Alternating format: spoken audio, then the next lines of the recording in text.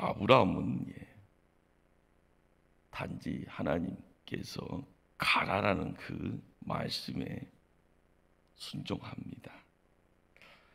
우리는 이제 이 한마디의 예침에 순종하는 그 기묘한 일에 큰 의심이 없습니다.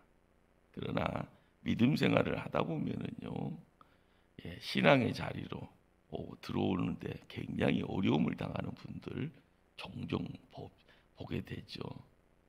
젊은 친구들에게 있어서는 부모 따라 교회 갔다가 때 되면은요 교회를 떠납니다. 떠나는 이유가요, 내 생각과 다르다라는 겁니다. 아브라함은 이제 나이가 어떻게 보면은 장성해서 이제 어르신 소리 듣는 노인의 연배입니다. 그런데 하나님께서 가라라는 그 음성 앞에 순종한다라는 것, 놀라운 일이죠. 하나님의 부르심, 우리에겐 거부할 수 없는 명령으로 다가옵니다. 순종하지 않으면은요 안 되는 강권으로 찾아옵니다. 결코 포기하지 않으시는 그분의 의지가 거기 있습니다.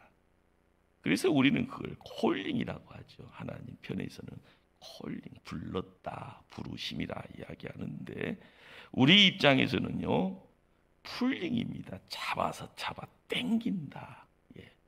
하나님 쪽에서는요 불렀는데 우리는 끌려가는 느낌이죠. 그 부르심에 순종하게 되어질 때 우리는 어떻게 되는가? 전능하신 하나님의 그늘 아래로 이끌림을 받게 됩니다. 하나님의 부르심을 따라 발걸음 내딛는 믿음의 발걸음, 아브라함에게 있어서요, 우리는 이제 거기에서 처음 만나게 되어지는 내용이 분리를 보게 됩니다. 이것 물질적으로는 풍요했죠. 무상을 숭배했던 고향 떠나서요, 새로운 시간, 새로운 장소, 새로운 환경으로 발걸음을 나아가는 데라의 가정은요 고향 갈대아 우르를 떠납니다. 그리고 나서 정착지로 정한 곳이 하나님입니다. 그리고 여기가 좋사오니 하면서 더 이상 움직이지 않더라라는 겁니다. 공교롭게요 도시의 이름이요 데라의 세 아들의 마지막 말째 아들의 이름과 똑같습니다. 하란. 데라가 이곳에 머무는 이유가 어떻게 보면은요 죽은 아들 그리워하는 마음과 관련이 있을 것이라라는데 큰 어려움은 없겠다 이런 생각도 해봅니다. 하란의 뜻이 교차로라는 뜻이 있죠. 데라는 교차로에서 그냥 머무기를 원했던 겁니다. 그러나 믿음은 어떻게 보면 씨앗처럼 찾아와서 우리의 삶 속에 덜커덩 뿌려질 때, 그리고 이 믿음이다라는 씨앗이 조금씩 싹을 나게 되었을 때 나타나는 모양새는요 불립니다. 믿음의 삶은 우주의 창조자이신 전능하신 하나님과의 관계를 따라 좌우됩니다. 이것도 좋고 저것도 좋은 것처럼 보일 수도 있지만 우리 생각과 주변의 사람들의 견해, 시대적 상황에 의해서 좌우되지 않습니다. 그러기에 주목해야 될 부분은 내게 보여줄 땅으로 가라라는 그 음성입니다. 하나님은 아브라함에게 목적지를요 구체적으로 말씀해 주지 않았습니다. 단지 내가 네게 보여줄 땅으로 가라.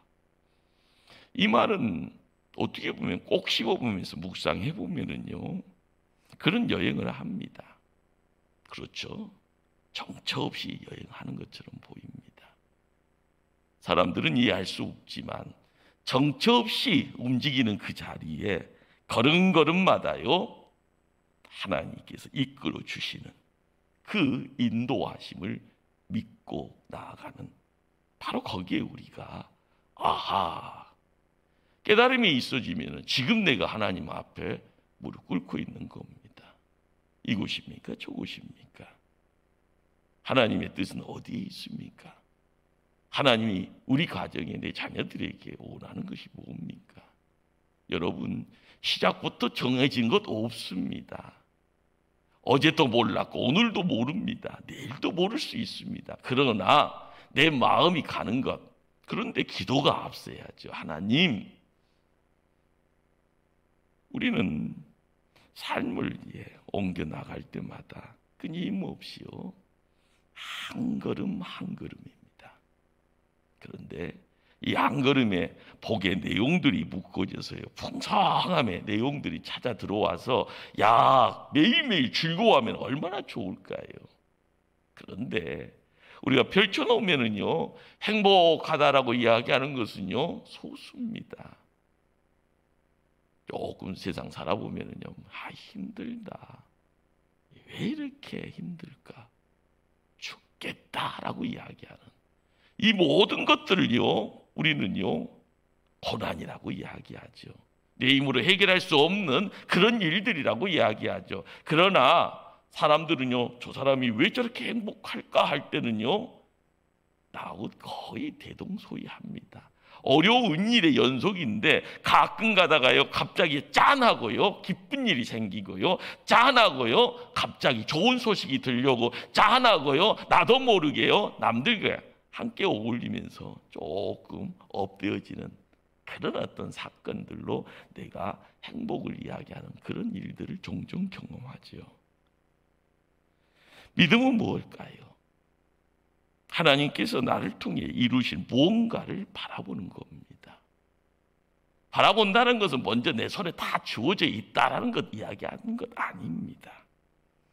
믿음은 내 삶을 하나님께 의탁하는, 그렇죠, 하나님 만났다가는 순간적인 결단, 거기서 끝나는 것이 아니라요, 내 삶을 하나님의 뜻이 성취되어지는 것을 향하여서 여행하는 여정과 같은 겁니다. 믿음은 시간을 품고 있습니다. 아브라함은 익숙했던 삶에서 분리하라는 하나님의 명령을 받습니다. 그 명령 따라서요, 걸어간다라는 것이 거리적인 내용과 함께 어울려 시간적인 내용이 있습니다.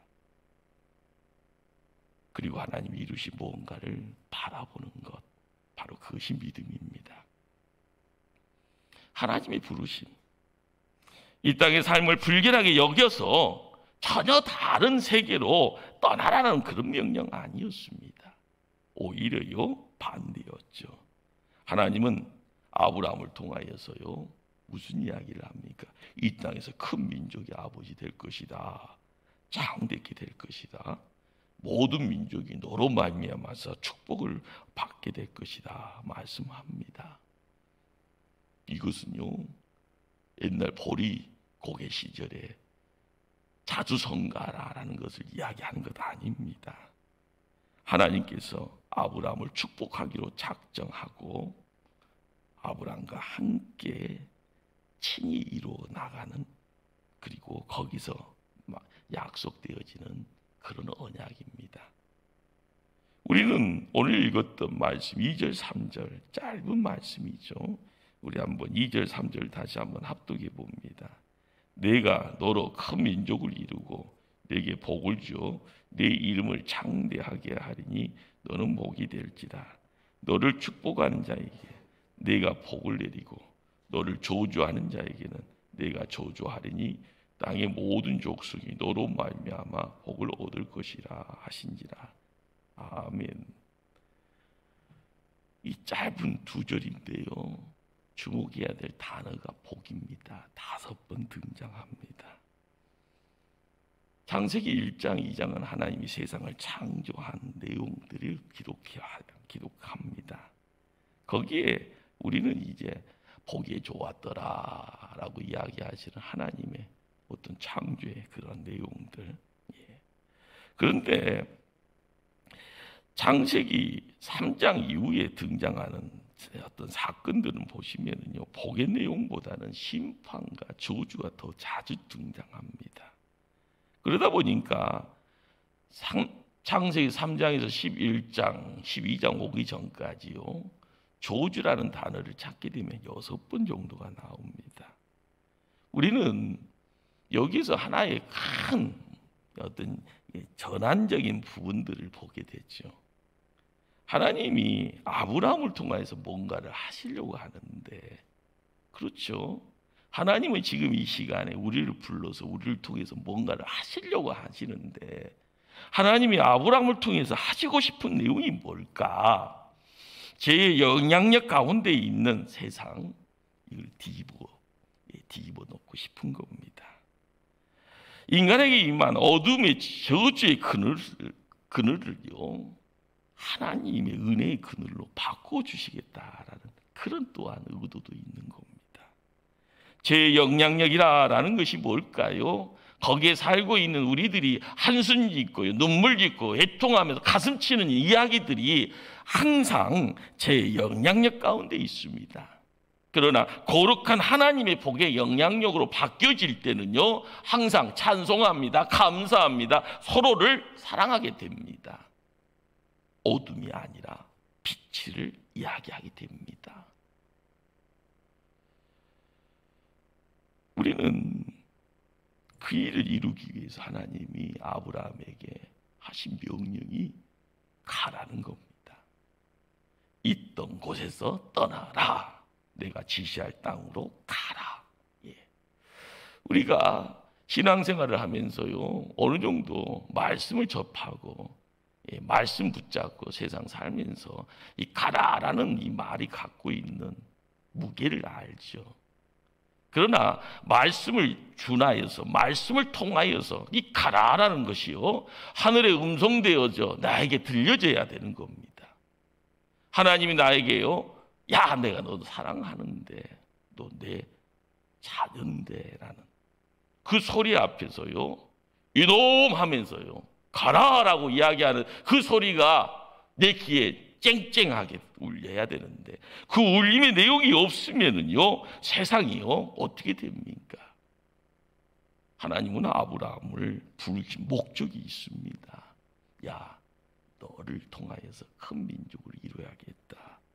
너의 이름을 창대케 좀 해야겠다. 축복받게 하겠다.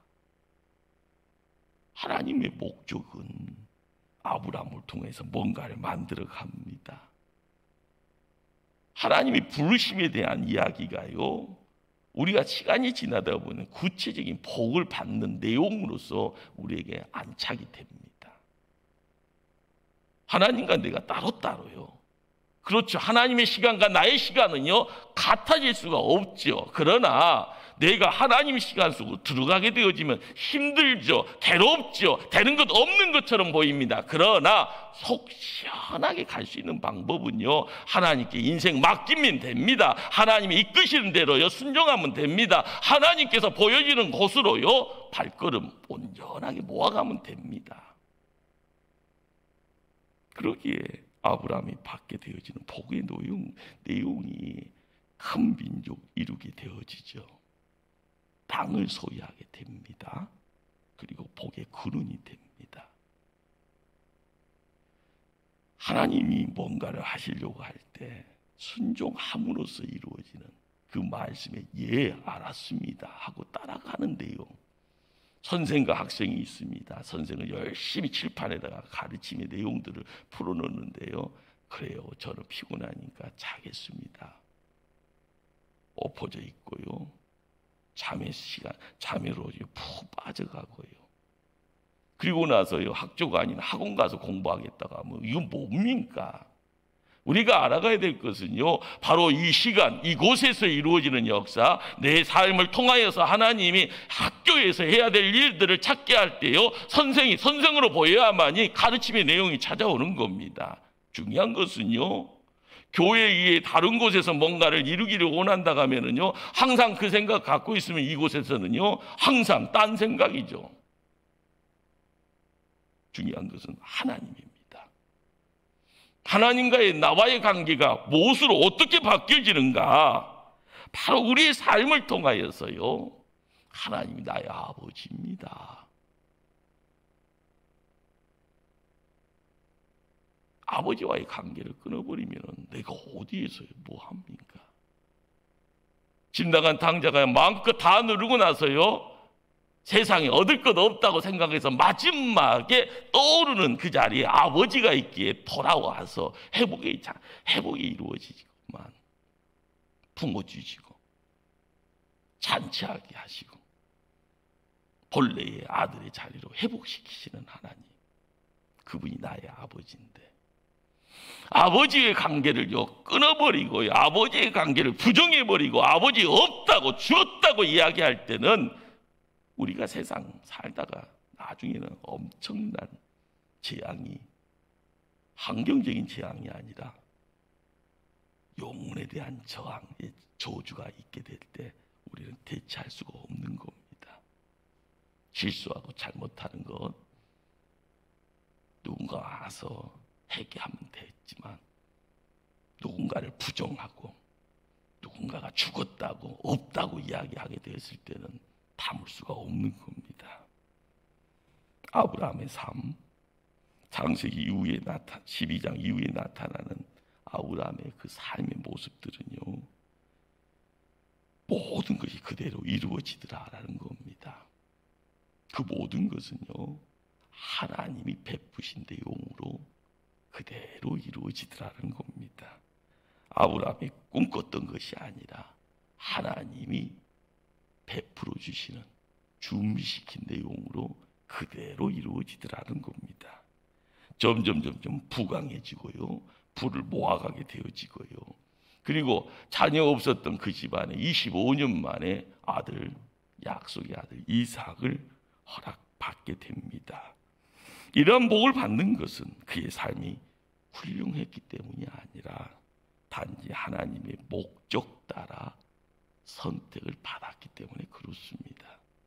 제일 중요한 것은요, 하나님이 찾고 계시는, 하나님이 부르심에, 그리고 하나님이 잡아 당김에 그대로 순종하는 겁니다. 우리가 교회 생활을 하면서 유식하다고 할 때 쓸 수 있는 말, 하나님의 콜링, 그 한마디만 쓰면 유식한 것처럼 보입니다. 그러나 그 말에는요, 하나님이 나를 전능의 손길로 잡으시고 땡기신다. 거기에 순종해야 될 줄 압니다. 아브라함이 주신 약속의 말씀, 우리는 거기에서요 특별히 우리에게 허락하신 하나님의 복의 법칙을 보게 됩니다. 첫째는요, 하나님은 복을 먼저 체험하게 하시고 그리고 나서 전달자로 우리를 쓰신다라는 겁니다. 뭘 알아야지요. 알아야지 말하고, 알아야지 힘이 있고, 알아야만 사람을 끌고 갈 수가 있는 겁니다. 머리로만 아는 것이 아니라 온몸으로. 예. 하나님은 받지도 않는 복을 전하라 그리고 나누라 하지 않습니다. 우리에게 풍성함에 그 복의 자리, 우리가 받을 그릇 준비할 때 그대로 함께 내가 얻고 내 자녀들에게, 가까운 지인들에게 나눌 수 있게 될 줄 압니다. 둘째는요, 하나님의 복은 시작은 항상 작은 것으로부터 시작하면서 점점 커져간다라는 겁니다. 복은 언제나 한 사람을 통해서요 모든 사람들에게 나아갑니다. 처음부터 큰 것 주지 않습니다. 그러나 약속은요, 약속입니다. 그 약속은요, 우리가 받을 그릇이 안 되면은요 조금 찾아오게 되어지고, 그래서 시작은 조금 한 겁니다. 그 말씀 따라서 점점 커져가는 거. 우리가 이 시대를 살아가면서 자녀들 바라보면서도 느끼는 것이 그거죠. 처음에는요 천재인 줄 알았더니 세상 조금씩 그러다 보면 우리 아들이 조금 평범하구나, 나중에 우리 아들 딸이 그냥 조금 둔재같이 보이는구나, 나중에는 사고 뭉치네, 나중에는 왼수네, 이렇게 이야기하잖아요. 시야 바꾸시길 바랍니다.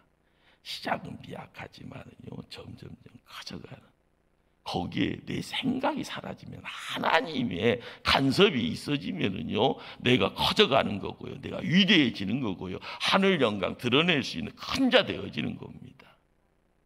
셋째는요, 하나님의 복은 믿음과 순종으로 누리게 된다라는 겁니다. 고향과 친척과 아버지의 집을 떠나 나아가는 아브라함, 순종입니다. 그런데 아브라함이 실패가 없었는가? 항상 인간인지라 넘어지죠. 그 넘어짐의 자리에 하나님 찾아와서 뭐합니까? 약속을 되풀이해 줍니다. 그리고 나서 또한 순종하게 되어지는 아브라함. 우리 하나님은요, 포기라는 단어를 모르시는 것 같습니다. 포기하지 않으시는 하나님. 그 하나님이 아브라함을 통하여 약속을 이루는 것처럼 이 시대에 이 특별 새벽기도의 이 자리에 와 있는 우리를 통하여서 하나님 약속을 이루어 가신다라는 사실, 그 사실 앞에 항상 기뻐할 수 있는 믿음의 일꾼들 다 돼야 될 줄 믿습니다. 지금 필요한 것은요, 성공이 아니라 순종입니다.